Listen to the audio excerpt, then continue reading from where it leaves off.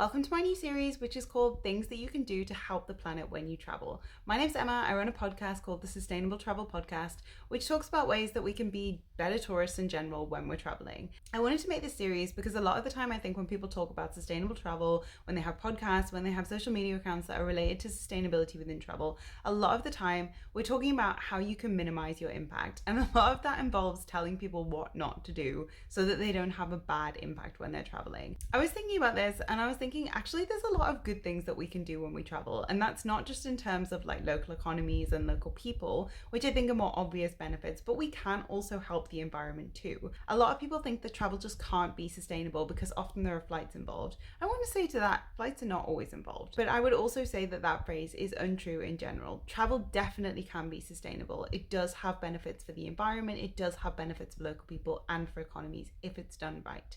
So today I want to talk about supporting women-led businesses. Studies are currently showing that when women thrive, so does the environment, and that one of the best ways that you can help the planet is to support women. This is data coming from the United Nations, among other sources, and it says that gender diverse companies tend to have better reporting when it comes to the environment and invest more in renewable energies. Additionally, women-owned businesses are way more likely to pursue sustainable practices such as recycling.